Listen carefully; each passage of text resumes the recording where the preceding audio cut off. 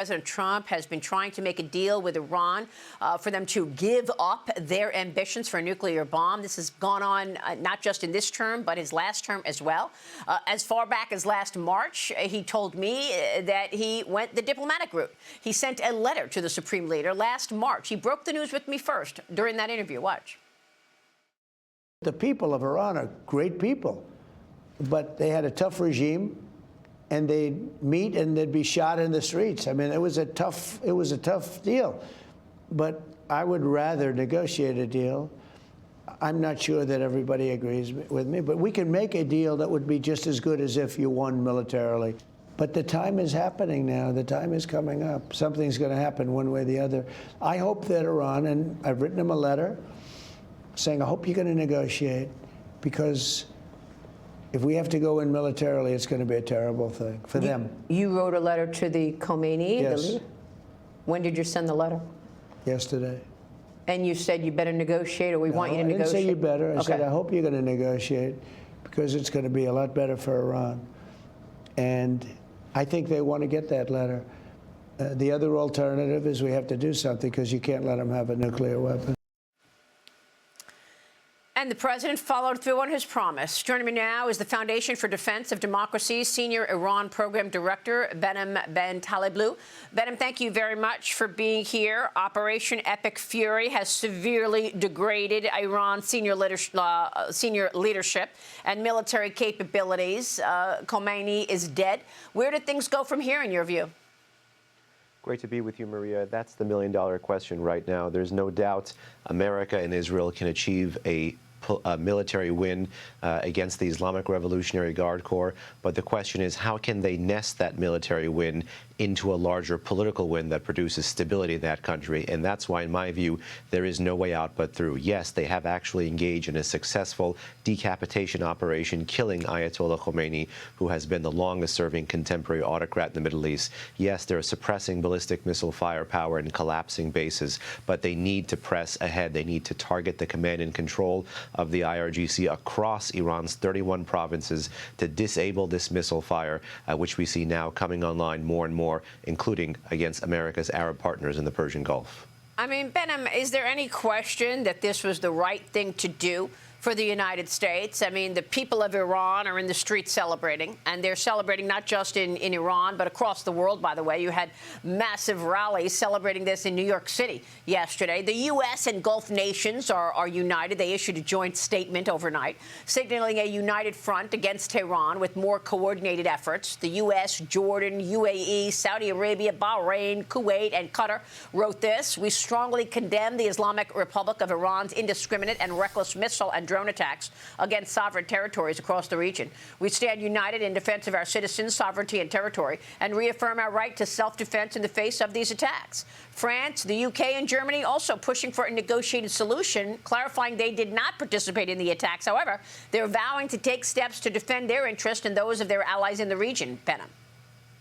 Yes, and even the United Kingdom recently said that they would permit the U.S.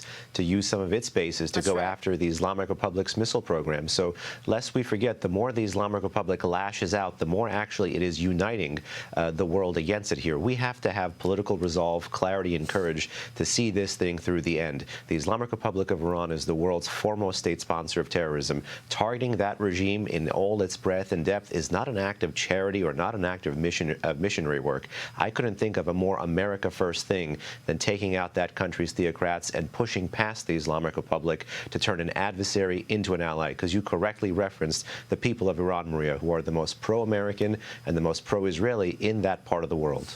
Yeah, I was watching videos yesterday with Iranian women throwing their hijab in the fire and singing YMCA. All over town, they're singing YMCA. I want to bring in Liz Peek here, because, Liz, I think this conflict is increasing the probability that President Trump is going to get an increase in defense spending. And let me just say that the congressional fiscal year 27 budget hearings will start in earnest this week. Assess the situation, Liz, on this massive operation from the military to intelligence as well. Yeah, I mean, the question is, Maria, will Congress try to obstruct this war by not funding it? And obviously, we hope that isn't the case. One question I'd like to ask your guest is this. President Trump keeps exhorting the citizens of Iran to stand up, but they are unarmed. They are completely vulnerable. Is there any opportunity or movement to get weaponry into the hands of the citizens and the leaders of the groups that have been protesting? Sure, I can try to field that. You know, for the past decade, we've seen uprising after uprising get slaughtered precisely because they are unarmed. But if we're going to hypothetically be starting the arming mission today, it would take quite a bit of time to be able to scale up effectiveness, logistics, to get those weapons there.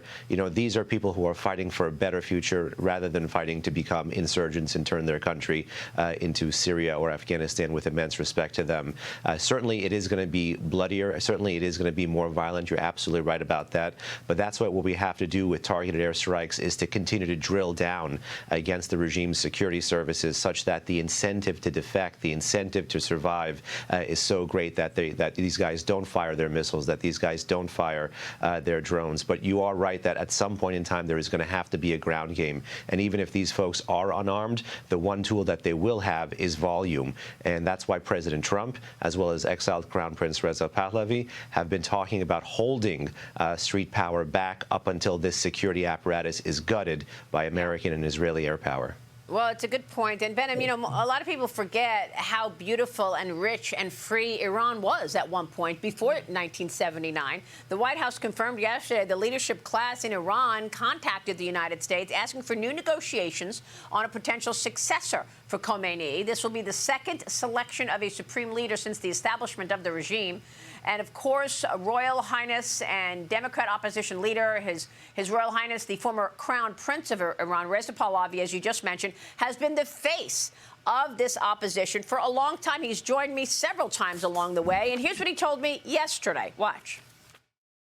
This campaign is this time something not just to set back the Iranian nuclear program or anything like that. This is like full decapitation of the regime, and ultimately what will expedite its total collapse. As soon as the transition plan is put into gear, we want to make sure that we address the issue immediately, to make sure that we have the ability to have a stable process, to obviously lead to ultimately a democratic outcome, so the Iranian people get to choose their future government and system. We have the most diverse coalition of people dedicated to that process, representing different parts of the country, including religious minorities, ethnic groups that are all aligned in this national project that we have. From the time that we start until the day we can have the final referendum, I anticipate a period that should not be longer than a couple of years at the most. But what's critical is the first 100 days to immediately stabilize the country. So, Behnam, what about that? Do you believe Reza Pahlavi has the support of the people? He's talking about taking over for a couple of years in a quote-unquote transition. Do people think that goes back to a monarchy? How will that work? You know, one of the most interesting things is that the exiled Crown Prince is more popular today than ever before in the past 47 years because of the failings of this regime, but also because of the positive image that he has been able to create and cast as a contrast to the failings of this regime. And you don't have to take it from me, who is a first-generation Iranian American.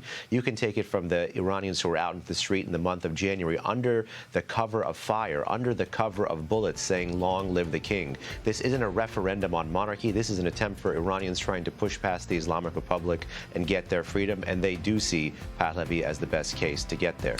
All right, great. We'll be watching. We have been talking with him all along this way and this journey. Behnam, thank you. Behnam Ben Taleblu, we appreciate your time. We'll be right back.